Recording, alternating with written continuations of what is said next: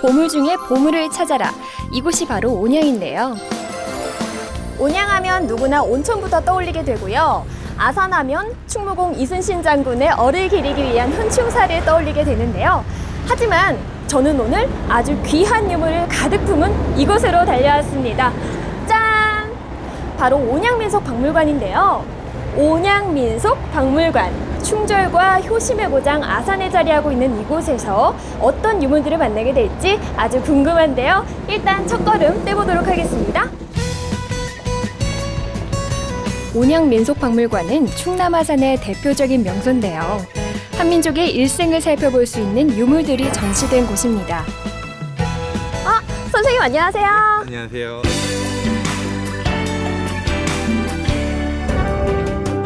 전시실은 모두 3층으로 이루어져 있는데요. 오늘은 먼저 우리 민족의 생로병사와 관훈상제가 한자리에 모인 1층 전시실부터 둘러볼까요?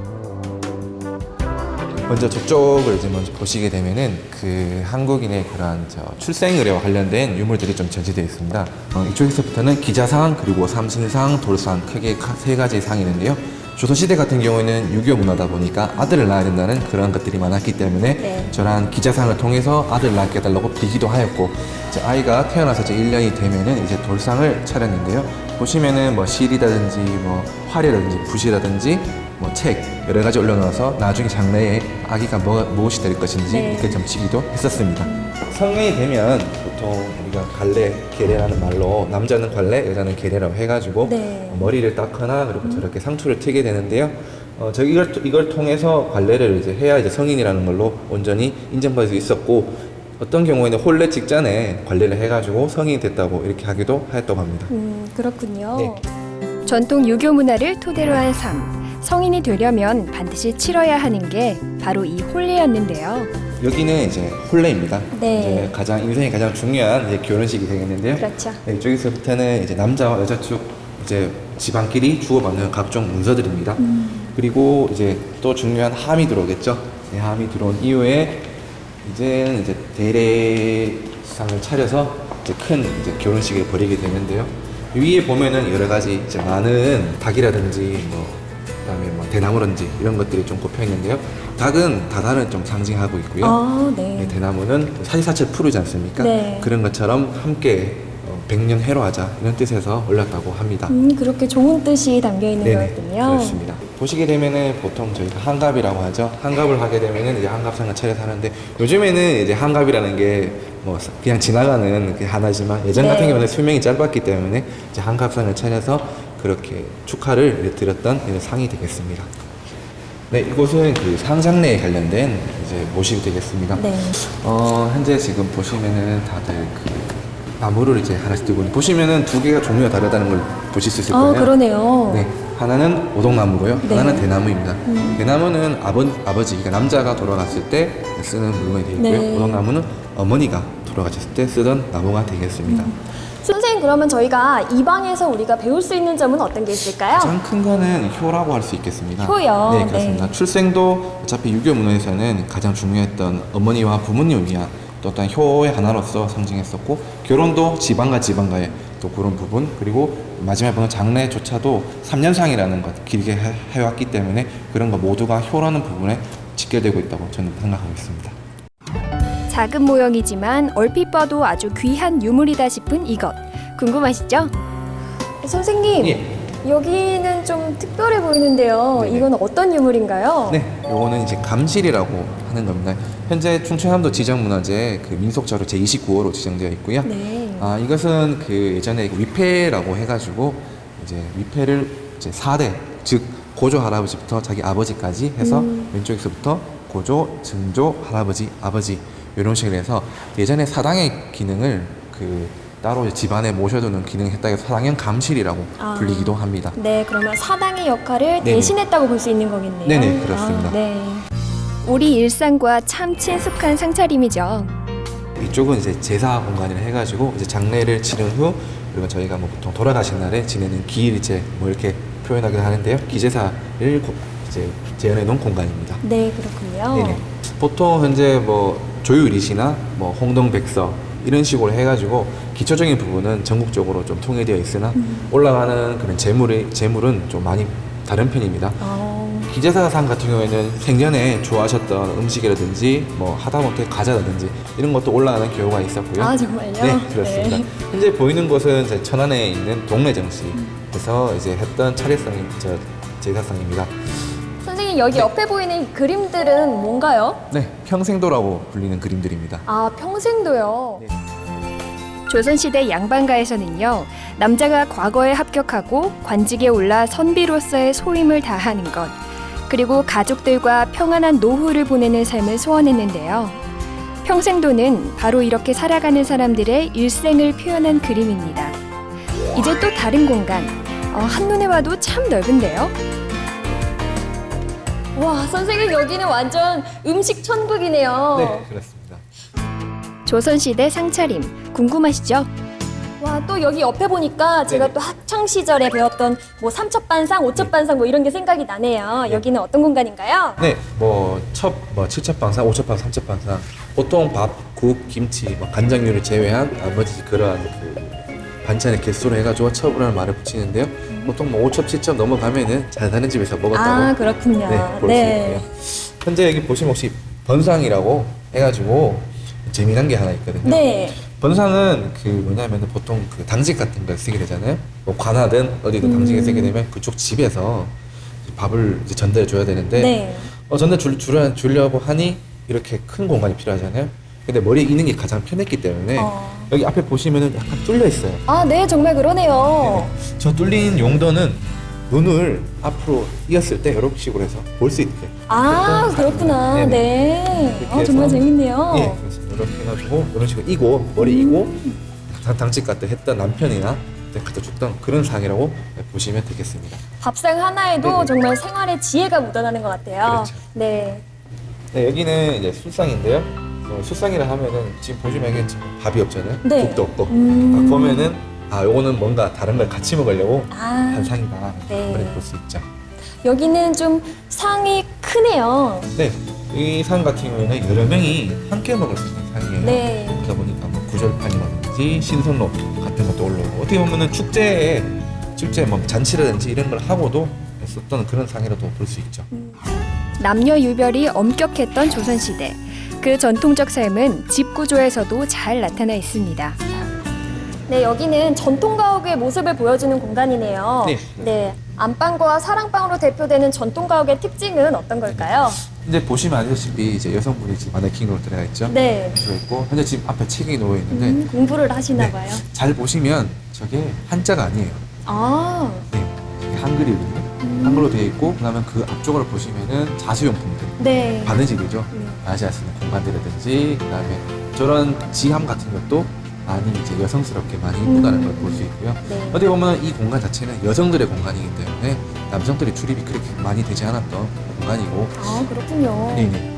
현재 지금 저희가 이제 외부 모습은 보실 수 없지만 네. 현재 이 안방 같은 경우에는 미음자 집 형태로 해가지고 밖에서 안을 볼 수 없는 구조로 해가지고 남성들이 여성들이 볼 수 없게끔 이렇게 많이 폐쇄적인 공간으로 되어 있었습니다.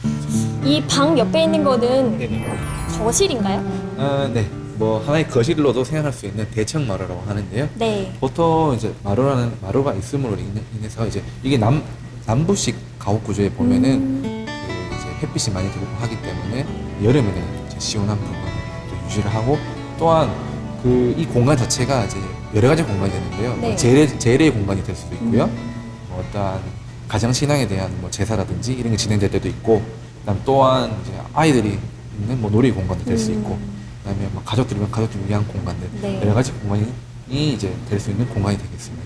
네. 다음은 이제 요 보시면 아까 말씀드렸듯이 여성의 공간이 있다면 네. 남성의 공간이 있어야겠죠. 그렇죠. 네, 이것이 이제 바로 사랑방인데요. 지금 보시면 아까 제가 그랬죠. 남성분이 계신데 앞에 있는 글씨체를 보시면 한문이에요. 아, 한문이네요, 여기는. 네, 그렇습니다. 한문이고, 그럼 또한 이제 담배, 네.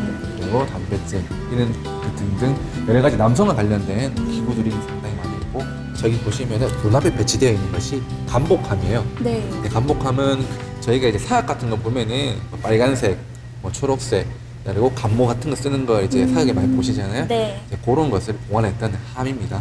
양반이었기 때문에 또 어떠한 이제 또 간직에도 진출할 수 있었고 했기 때문에 저랑 간복함도 함께 남자들 공간인 사랑방 안에 배치했다 볼 수 있고, 또한 외부적으로 본다면 아까 저쪽은 미음장 폐쇄형이었잖아요. 사랑방은 그렇지 않고요. 바깥쪽으로 약간 돌출형이고 또한 폐쇄되지 않고 개방적으로 되기 때문에 개방적으로 이렇게 되어 있었습니다. 네. 네, 선생님 오늘 귀한 설명 너무 감사드립니다. 다음 주에도 또 저와 함께 해주실 거죠? 당연합니다. 네, 감사합니다, 네. 선생님. 평범하지만 빛나는 유물들, 그 안에 담긴 전통 유교의 삶, 오늘 잘 보셨나요? 어쩌면 너무 평범한 모습이라 특별한 보물과는 조금 거리가 느껴질 수 있습니다. 하지만 우리 조상들이 유교 이념 아래 지켜온 전통적 삶의 모습, 그 모두가 진정한 보물 아닐까요? 온양민속박물관에서 함께한 보라의 보물찾기. 여러분들의 가슴에도 별처럼 빛나는 보물들이 총총히 박혔기를 소망합니다. 전통 생활에 담긴 귀한 보물들. 다음 주를 기대해 주세요.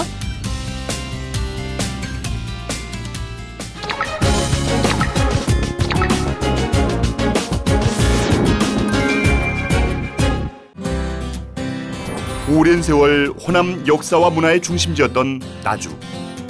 학문과 충절의 고장으로 유명했는데요. 바로 그 나주에 원형의 모습 그대로를 간직하고 있는 나주 향교가 있습니다.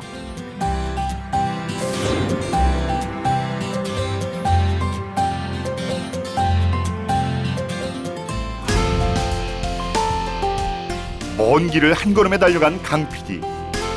저만치 향교 모습에 발걸음이 바빠집니다. 어서 오십시오. 오늘 나주향교를 찾아온 강 PD입니다. 전 나주향교 전교 박영욱입니다. 예, 제가 나주향교의 이 훌륭한 점을 많이 듣고 서울에서 여기까지 나주향교를 찾아왔는데, 나주라고 하면 굉장히 유서 깊은 도시가 아닌가요? 전주, 나주해서 전라도가 되어 있고, 또 그 중에 지금 나주는 노령산맥의 줄거리로 해서 금성산에다가 여기다 위치를 해가지고 있습니다. 그런데 나주 향교는 역사가 한 600년 전이다. 태조 7년 문묘를 건립이 되었죠. 향교 입구에 질비한 비석들. 나주 향교가 걸어온 길을 고스란히 담고 있는 역사의 흔적인데요. 타 향교도 그렇지만은 나주 향교도 비석이가 있습니다. 비석이 있는데 그 중에는 특이한 비석이 있습니다. 나주 향교만의 특이한 역사라. 이거 궁금한데요? 이 비석은 2조 성종 때, 성종 11년도에 우리 나주 향교에서 성균관에 가지고 진사 사마시에 일시에 10명이 합격을 했어요. 지금 같은 등과대였죠. 그래가지고 그때 교수님은 오한 박성건 교수님이신데 그분이 가르친 제자가 10명이 한 번에 등과를 하니까 그런 경사가 없죠. 우리 경사를 축하한다는 그런 모식에서 금성 별보이라는 노래를 지어서 그 축하를 경했던 것입니다.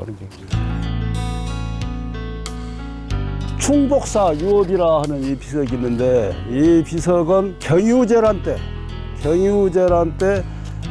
향교를 지키는 노비, 지금 같으면은 교직을 하는 그분이 김애남 씨라는 그분이 노비를 하셨는데 그분이 재랑이 난리가 나니까 그 위패를 전체 모셔다가 안치했다가 평정이 되니까 다시 가져왔다 그래가지고 그 찬양한다는 그런 의미에서 세웠던 비석입니다. 호남의 자랑 나주, 그리고 나주 향교. 나주 향교는 호남에서 전주, 남원, 광주, 나주 그래서 호남의 사장관이다 하는 그런 그 중에 지금 나주 향교 하나 하는 군데죠. 자, 이제 본격적인 탐방 들어갑니다. 문을 들어서자마자 눈길을 끄는 건 600년이 훌쩍 넘은 은행나무인데요. 선비정신의 상징으로 긴 세월 이어진 겁니다. 웅장한 규모의 대성전. 나주의 풍요로움을 대변하듯 규모가 웅장한데요. 건축물 배치도 좀 다릅니다. 와, 정교님, 나주향교는 전멸 후화계 방식으로 돼 있네요. 예, 요즘 특이합니다. 딴 향교에 비교해서.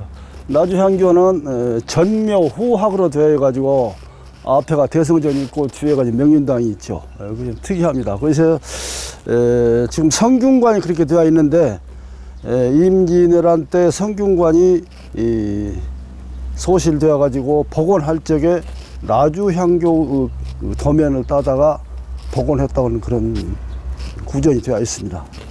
아, 그럼 성균관이 나주향교를 본따서 만든 거예요? 그렇죠. 그랬다. 그래 지금 성균관에 가보시면은 이 모형이 나주향교하고 모형이 같습니다. 여기가 바로 나주향교 대성전이군요. 이 나주향교 대성전의 특징이 있다면 어떤 게 있을까요? 나주향교 대성전은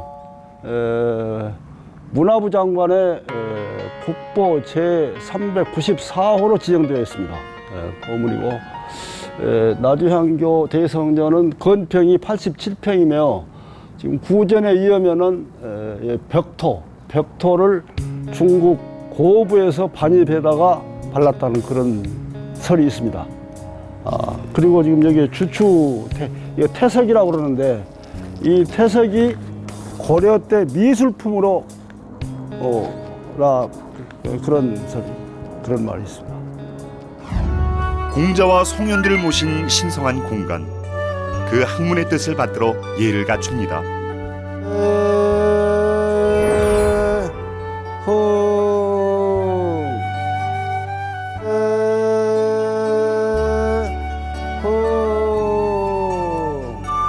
부보흥 평시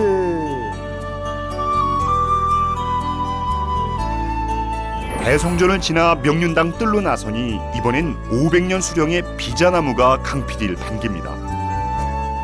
6.25 강학공간 명륜당까지 길잡이라도 하는 걸까요? 와, 명륜당이 아주 크군요. 예, 명륜당이 크죠. 명륜당마도 44평. 동제 서재가 이렇게 되어 있는데 동제 서재가 양쪽이 11칸씩 22칸입니다. 이것이 2004년에서 2006년 사이에 걸쳐가지고 정부 보조를 받아서 이걸 복원을 했는데 옛날 복원을 하면서 발굴하니까 그 자체가 다 나와요. 그래서 2004년부터 2006년까지 이걸 복원을 했습니다. 이 동제 서재가 이렇게 큰 데는 아마 성균관 다음에는 내릴 겁니다. 헌데 이 넓은 서재 많이 본 듯합니다. 여기가 바로 서재군요. 여기가 바로 유생분들이 공부하고 이제 휴식을 취하던 그런 기숙사인데 모양이 성균관이랑 정말 비슷한 것 같아요. 성균관에 있는 서재와 되게 비슷한 것 같아요. 이곳 나주향교는요, 성균관 유생 열풍을 가져온 드라마 성균관 스캔들의 촬영지로 유명합니다. 그 바람에 향교를 찾는 관람객도 많은데요. 그래서 나주향교에서는요, 동제와 서재를 찾아오는 손님들 또 관광객들을 위한 공간으로 개방했습니다. 옛 공간이지만 현대인을 위한 편안한 공간으로 단장을 한 거죠. 지금도 되게 관리가 잘 돼 있는 것 같은데 보일러도 있고 뭐 전기도 잘 돼 있고 한데 유생들이 여기서 유숙하면서 여기다 공부하고 또 휴식도 하고 또 주무시고 그랬는데 지금도 외처에서 오시면은 여기를 수역합니다. 관광객들이 오시면 여기 와서 수역하고 그래요. 그렇게 활용하고 있습니다. 나주향교의 규모를 짐작케 하는 명륜당 앞마당. 헌데 이곳엔 다른 향교에선 못 보던 건물이 있네요. 명륜당 좌우측에 뭐 처음 보는 건물들이 딸려 있는데 이 건물들은 어떤 건물인가요? 명륜당 옆에는 양 건물은 지금 이건 동익랑, 서익랑 그런데 아까 말했지 얘가 44평에다 좁으니까 그랬던가 모르지만은 여기도 다 고무방입니다. 공간이 넓은 만큼 많은 유생들에게 배움터로 자리해온 명륜당. 자, 이제 들어가 봅니다. 명륜당이 상당히 깔끔하고 뭐 잘 관리가 되고 있는 것 같은데. 옛날에 다 선비들이 참 그 혼이 살아 있고 지금도 그 때가 묻어 있죠. 그런데 옛날 여기서 공부를 듣는 곳입니다. 말 그대로 학문의 요람인데요. 지금도 이 나주향교에서 여기나 혹시 혹은 다른 곳에서라도 후학들을 위해서 교육이 되고 있는 그런 프로그램이 혹시 있을까요? 중요 교육도 하고 재래 교육도 하고 방학 때는 초, 중, 고 학생들을 주로 하고 예절 교육은 우리 장이 우리 유림들을 모시다가 예절 교육을 하고 있죠. 나주향교의 충효 인성교육과 예법 강습. 향교가 현대 교육의 또 다른 구심점이 되고자 하는 바람을 담았는데요. 향교를 찾는 발걸음이 늘어간다면 천년지혜를 간직한 나주향교의 자부심이 더 커질 수 있겠죠. 오늘은 이렇게 나주향교를 돌아봤습니다. 나주향교를 여러모로 돌아보니까 여러모로 굉장히 자부심 같은 게 있으실 것 같은데 마지막으로 하고 싶은 말씀이 있으시다면 어떤 게 있을까요? 이렇게 경치도 좋고 또 광활하고 옛날 선비들이 참 공부를 하시던 그런 곳이고 그러니까 이런 데를 좀 활성을 해서 지금도 그렇게 뜻이 있는 분들은 많이 이제 모이셔가지고 이런 데서 옛날 전통도 살리고 취미생활도 하면서 이런 데로 활용했으면 그런 마음 간절합니다. 그러기 위해서는 정부에서 이런 향교나 서원의 그 활성화를 위해서 좀 더 재정적인 뒷받침 또 어떻게 해서 이끌어주는 그런 방안이 있었으면 그것이 큰 기대가 됩니다. 전통을 이어 더 나은 미래를 준비하는 곳 나주향교입니다.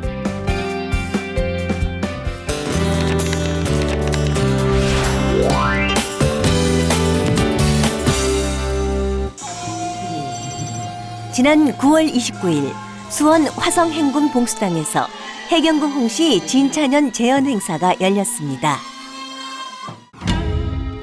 조선시대 최대 축제로 꼽히는 해경궁 홍씨 진찬연. 행군길 역시 웅대했고요. 5,000명 넘는 사람이 참여했다는 기록이 전해질 만큼 성대했습니다. 정조대왕의 지극한 효심을 엿볼 수 있는 자리인데요. 정조대왕이 중앙문을 통해 봉수당으로 입장하면서 시작된 진찬례. 잔치를 도울 사람들, 또 잔치를 즐길 사람들이 줄지어 입장하는 과정을 초음이라고 합니다. 그 다음 중엄은 이 진찬연의 주인공 해경궁 홍씨가 입장하는 과정인데요. 그 다음 삼엄은 정조대왕이 입장하면서 시작됩니다. 어머니를 위해 성대한 회가변을 연 정조는 절부터 올리는데요. 살아계셨다면 역시 회갑을 맞으셨을 아버지 사도세자에 대한 안타까운 마음이 어머니를 향한 효심에 더해집니다. 성대한 연인은 태평성대나 있는 법. 오늘 정조대왕이 직접 내린 치사에 이어 어머니 해경궁 홍씨에게 휘건을 바치는 국왕 치위가 진찬연의 시작을 알립니다. 가을비에도 아랑곳 앉는 관광객들. 218년 전 있었던 전통 재현 행사의 매력에 푹 빠졌는데요. 휘건을 바친 정조는 다시 어머니를 위해 준비한 꽃을 올립니다.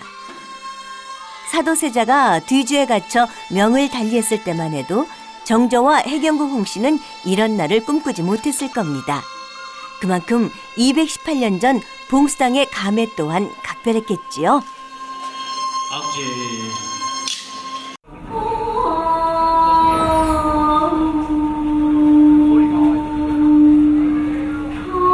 정조대왕의 효심을 나타내는 노래가 지금 연주되었습니다. 길장자, 즐길 악자, 오래오래 사시고 오래오래 행복하게 사소서. 정조대왕이 직접 지으신 어머니 해경궁 씨에게 드리는 노래입니다. 정조대왕이 어머니를 위해 직접 지은 노래가 끝나고 음식이 다 차려지면 정조가 어머니 해경궁 홍씨에게 술을 올리는 헌장례가 시작됩니다. 기록에 따르면 해경궁 홍씨에게는 70종의 음식을 차린 고배상과 12종의 음식을 올린 소별미상이 차려졌고요. 정조대왕의 음식상은 오히려 소박했다고 하는데요. 어머니는 더욱 오래 사시어 그만큼 공복하실 것이니 태평시대는 끝없이 이어져 가리이다. 정하는 마음 두를 길 없어 삼가 천세를 기원하는